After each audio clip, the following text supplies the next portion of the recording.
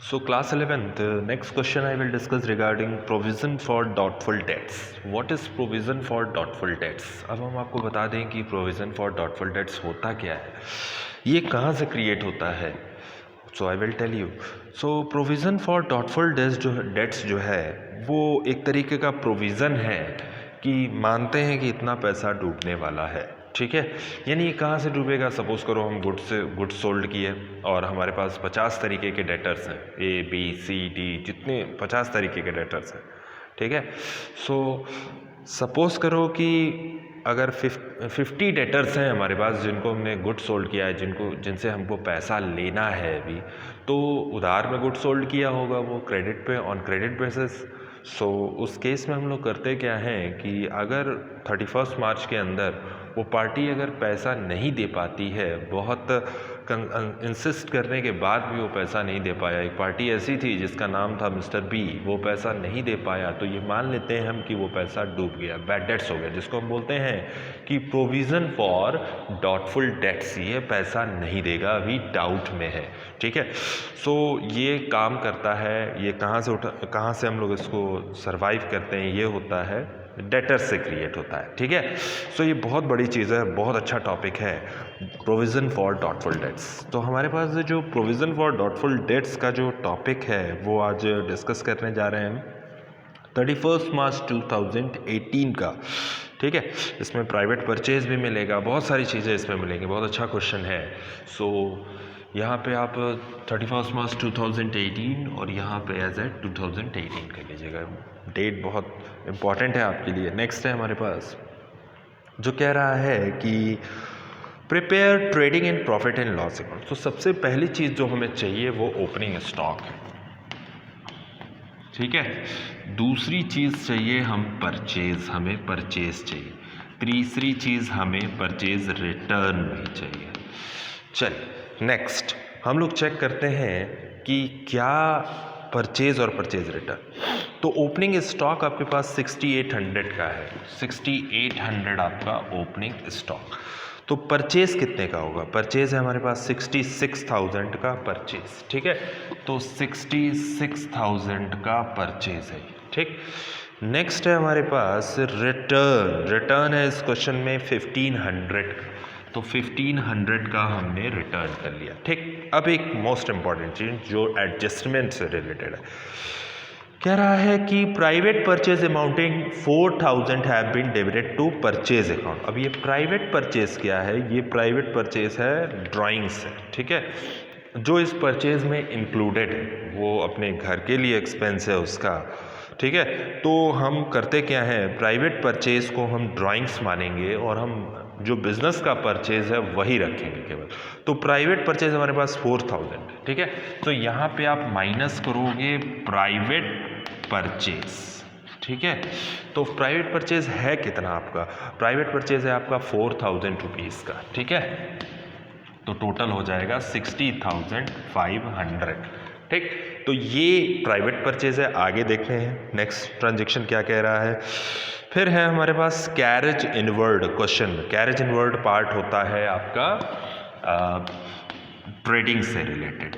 ठीक है, carriage outward जो रहता है वो रहता है आपका प्रॉफिट लॉस. तो कैरेज इनवर्ड जो है 3000 का आपके पास है. ठीक है, फिर नेक्स्ट हमारे पास है सेल्स है और रिटर्न है.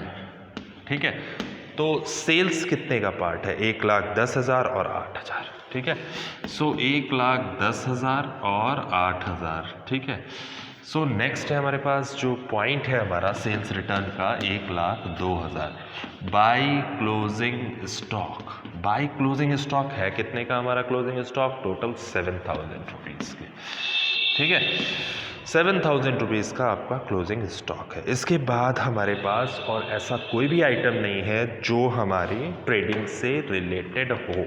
ठीक है, तो 1,02,000 प्लस 7,000 माइनस 6,800 माइनस 60,500 माइनस 3,000.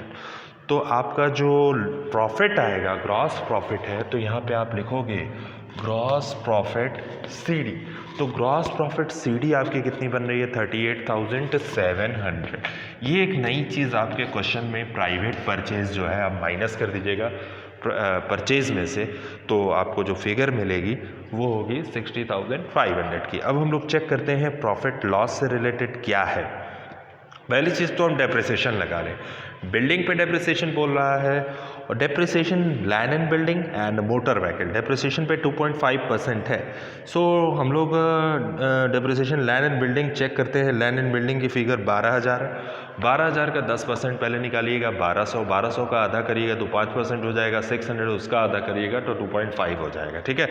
सो इसका मतलब है कि जो लैंड एंड बिल्डिंग पे हमारा डेप्रिसिएशन काउंट होगा वो कितना काउंट होगा 300 रुपीज़ काउंट होंगे, ठीक है। सो यहाँ पे दो तरीके का डेप्रिसिएशन है। इसके बाद प्रॉफिट एंड लॉस हम स्टार्ट कर रहे हैं। यहाँ पे लैंड एंड बिल्डिंग पे डेप्रिसिएशन लगा रखा है 300 रुपया, ठीक है। 300 रुपीज़ लैंड एंड बिल्डिंग पे डेप्रिसिएशन। उसके बाद हमारे पास जो डेप्रिसिएशन लगा रहा है वो लगाएगा मोटर व्हीकल। हम कॉस्ट चेक करते हैं। मोटर व्हीकल की कॉस्ट है 10,000, तो 10,000 का 20% कितना हो गया 2,000, ठीक है। सो motor vehicle depreciation on motor vehicle है आपका 2,000 का, तो टोटल हो गया 2,300 रुपया, ठीक है, 2,300। नेक्स्ट है हमारे पास जो नेक्स्ट टॉपिक है हमारा, इसके बाद सैलरी आउटस्टैंडिंग। पहले हम चेक करते हैं सैलरी कितनी है।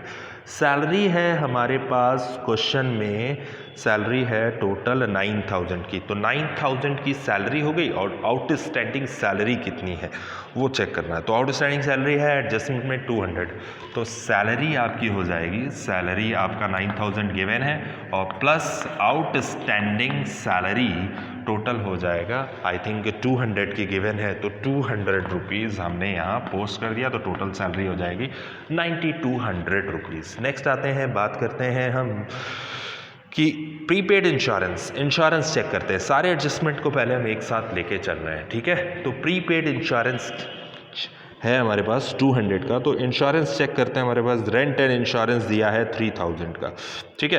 तो रेंट एंड इंश्योरेंस गिवन है, एक ही में है, तो रेंट एंड इंश्योरेंस 3,000 का है। इसमें से प्रीपेड इंश्योरेंस है आपका 200 रुपीज़ का, तो 2,800 रुपीज़ के इस साल के आपके रेंट और इंश्योरेंस हो जाएंगे, ठीक है। सो नेक्स्ट है हमारे पास topic, provision for doubtful debts is to be mention 5% on debtors. जब भी प्रोविजन फॉर डॉटफुल डेट्स आए तो सबसे पहले बैड डेट्स को चेक कीजिए आप कि बैड डेट्स है कितना। प्रोविजन फॉर डॉटफुल डेट्स अगर इनर कॉलम में दिया है, ट्रायल बैलेंस के अंदर दिया है, तो उसको पहले हम चेक करेंगे, ठीक है। तो बैंक लोन और बैड डेट्स है आपका 500 का, तो बैड डेट्स आपका पार्ट होता है पीएल का, तो बैड डेट्स कितना है 500। चेक करेंगे कहीं प्रोविजन फॉर डॉटफुल डेट्स तो नहीं है, प्रोविजन का बैलेंस ही क्रेडिट होता है, ठीक है। तो प्रोविजन फॉर बैड डेट्स दिया है 700 रुपीज़, जिसको हम बोलते हैं ओल्ड प्रोविजन, ठीक है। यानी ये मान लेंगे कि हमको अब न्यू प्रोविज़न कैसे निकालना है। न्यू प्रोविज़न निकालने के लिए सबसे पहली चीज़ आप डेटर्स से, हमने बताया था कि न्यू प्रोविज़न कहाँ से निकालेंगे, यानी और कहाँ से मानेंगे कि और बैड डेट्स होने वाला है, तो कहाँ से उठाएंगे आप डेटर्स से। तो डेटर्स की जो फिगर हमारे पास पोस्ट है क्वेश्चन में, डेटर्स है हमारे पास 20,000 के डेटर्स है, ठीक है। सो 20,000 का डेटर्स है और इनटू कितना परसेंट हो जाएगा, इनटू 5%, तो 1,000 रुपीज़ के आपके new provision for doubtful dates हो जाएगा। यानी हम ये मान लेंगे, जिसको हम बोलते हैं न्यू प्रोविज़न, ये पैसा डूबने वाला है, ठीक है। 1,000 rupees provision for doubtful debts recovered है, जो क्रेडिट साइड में है वो रिकवर्ड है, जिसको हम बोलते हैं ओल्ड प्रोविज़न, यानी कायदे से देखा जाए ओल्ड प्रोविज़न इसको हम बोलेंगे। जो क्रेडिट साइड वाला है ओल्ड प्रोविज़न है, ठीक है, वो रिकवर है, और जो डेबिट साइड वाला है वो आपको बनाना है, ठीक है। तो आपके पास जो न्यू प्रोविज़न है वो आपका टोटल हो गया 1,000, और ओल्ड प्रोविज़न क्वेश्चन में गिवन है 700 क्रेडिट बैलेंस। ये एक बहुत इंपॉर्टेंट टॉपिक है, ठीक है। तो 1,500 माइनस 700 रुपीज़, तो आपका हो जाएगा 800 रुपीज़। ठीक है, तो ये हो गया टोटल बैड डेट्स जो हमको समझाना था। ठीक है, प्रोविज़न फॉर डॉटफुल डेट्स कहाँ से निकालेंगे? डेटर्स का, यानी डेटर्स दिया है 20,000, उसका 5%, 5/100 कर लीजिएगा, तो आपके पास बन जाएगा न्यू प्रोविज़न, यानी 1000 डूबने वाला है। 500 डूबा हुआ था, 1000 और डूबा, जिसमें से 700 रिकवर हो गया। ठीक है, टोटल डूबा कितना? 800। ठीक है, सो नेक्स्ट हम बात कर लेते हैं स्टॉक की। स्टॉक ऑलरेडी हमने पोस्ट कर दिया है। ठीक है, क्लोजिंग स्टॉक की बात कर रहे हैं हम। नेक्स्ट है आपके पास जो टॉपिक अब बचा वो क्या रह गया? जो बच गया वो प्रॉफिट लॉस का। नेक्स्ट है हमारे पास बैंक लोन नहीं, interest on loan. Interest on loan जो फिगर है वो हमारी रिलेटेड है प्रॉफिट एंड लॉस से। सो इंटरेस्ट ऑन लोन की फिगर चेक करते हैं कितनी है। तो इंटरेस्ट ऑन लोन 300 का है, तो 300 हमने दिखा दिया। नेक्स्ट है हमारे पास कैरेज आउटवर्ड है 2500। सो कैरेज आउटवर्ड 2500 का कैरेज आउटवर्ड। नेक्स्ट टॉपिक क्या है हमारे पास? कैरेज आउटवर्ड हो गया, सैलरी हो गया, इंश्योरेंस हो गया, एडवर्टाइजिंग 3500 का। सो टू एडवर्टाइजिंग 3500 का। ठीक है, सो नेक्स्ट अब हमारे पास बचा क्या? ठीक है, जनरल एक्सपेंसेस 3400, यानी जनरल एक्सपेंसेस है आपका प्रॉफिट लॉस 3400 रुपीज़। नेक्स्ट हमारे पास बनता है, अब हम जीपी को पहले ट्रांसफ़र कर रहे हैं। सो बाय जीपी बीडी 38,700 के आपके पास जीपी बीडी हो गई। ठीक है, सो इसके बाद क्या आता है? इसके बाद आता है हमारे पास जो बच गया, यानी क्या क्या बच गया। अब हमारे पास सबसे बड़ा टॉपिक है डिस्काउंट रिसीव का था, और इसके बाद हो गया रेंट रिसीव। एक डिस्काउंट रिसीव और डिस्काउंट क्रेडिट जिसको बोलते हैं, एक रेंट रिसीव।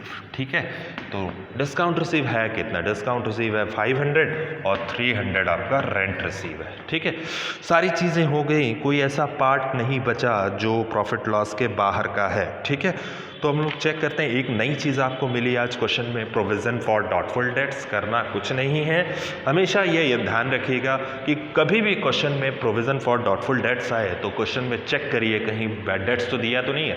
अगर बैड डेट्स दिया है तो डेबिट साइड दिखाइए। क्वेश्चन में ये भी चेक करिए कि न्यू प्रोविज़न कहीं क्रेडिट तो नहीं, sorry, provision for doubtful debts credit तो नहीं है, इसका मतलब रिकवर है, तो आप उसको हम बोलेंगे क्या? Old provision. ठीक है, तो कभी भी एडजस्टमेंट में अगर provision for doubtful dates create करने के लिए बोल रहा है तो जितनी डेटर्स हैं 20,000 कहेगा 5%, 10%, तो आप निकाल दीजिएगा 5%, 10%। ठीक है, तो वो हो जाएगा आपका न्यू परसेंट, यानी ये डूबा हुआ है, ये भी डूबा हुआ है, ये रिकवर हो गया। तो इस साल एक्चुअल डूबा कितना? 800 रुपीज़। ठीक है, सो अब हम लोग बात कर लेते हैं नेक्स्ट बैलेंस शीट की और नेट प्रॉफिट की। ठीक है, सो नेट प्रॉफिट हमारे पास क्या आएगा? ठीक, चेक कर लेते हैं एक बार नेट प्रॉफिट का बैलेंस कितना होगा। ठीक, 38,700 प्लस 500 प्लस 300, तो आपका हो गया 39,500 क्रेडिट बैलेंस। तो डेबिट चेक कर लेते हैं। 2300 plus 9200 plus 2800 plus 800 plus 300 plus 2500 plus 3500 plus 3400, तो आपका हो गया 24,800 रुपीज़। तो आपका हो जाएगा ये 14,700 रुपीज़ आपका टोटल नेट प्रॉफिट। यानी नेट प्रॉफिट कहाँ ट्रांसफ़र करते हैं हम? सीधा कैपिटल अकाउंट में। ठीक है, 34,700 रुपीज़। तो आपका पार्ट हो गया ये, सॉरी 14,700 है ये।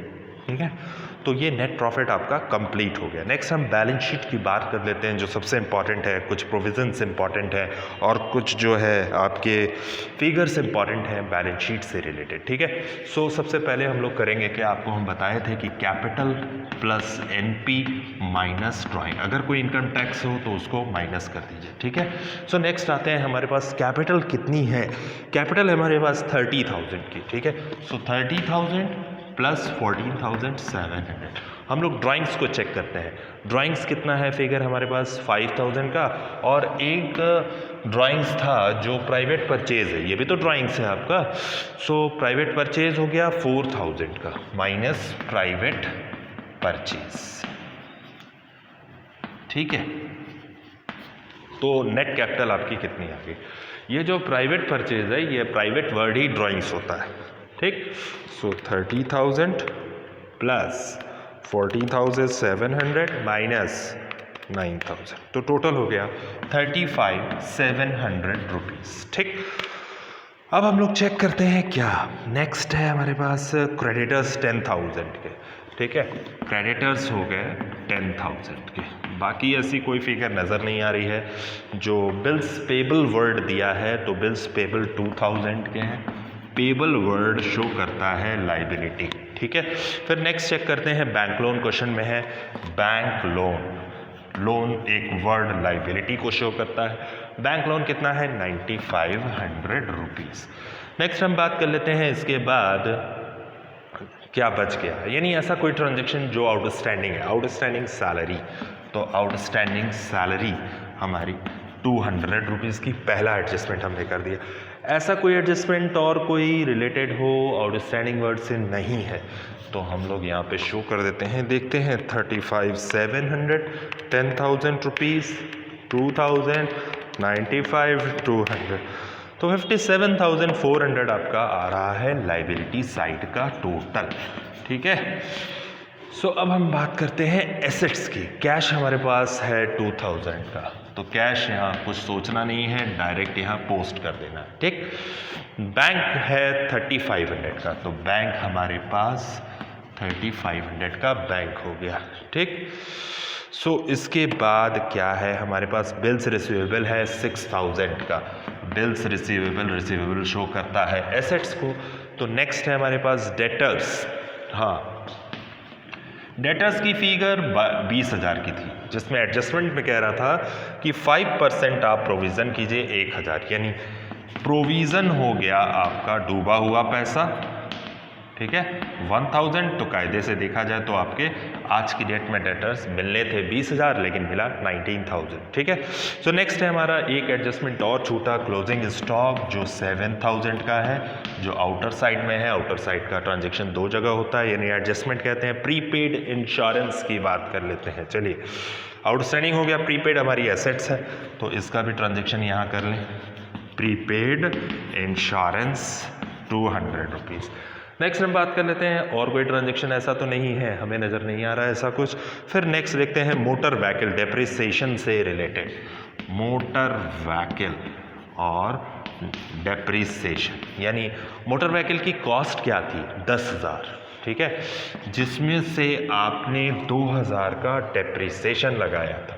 तो आज की डेट में मोटर व्हीकल हुई कितने की 8,000 की, ठीक है, या आप 8,000 रुपीज़ कर लीजिएगा। चलिए फर्नीचर की बात कर लेते हैं।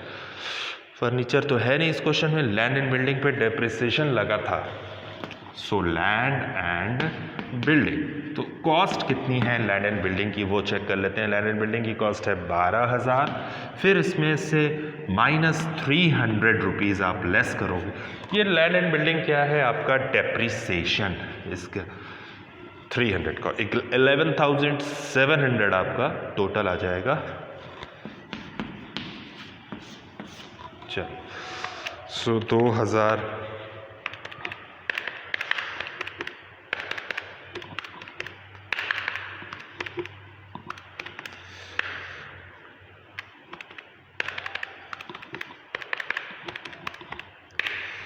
तो ये टोटल आ गया आपका बैलेंस शीट का 57,400 रुपीज़। ये आपका एसेट साइड का टोटल। तो आज ये क्वेश्चन ख़त्म हुआ। क्वेश्चन नंबर कौन सा क्वेश्चन था ये हमारा, ये क्वेश्चन था provision for doubtful debts 3rd A, ठीक है। सो 3rd A है ये क्वेश्चन नंबर, तो अच्छे से लगा लीजिएगा। अगला क्वेश्चन हम डिस्कस करने वाले हैं क्वेश्चन नंबर 4, क्वेश्चन नंबर 3 भी लगा लीजिएगा, ठीक है।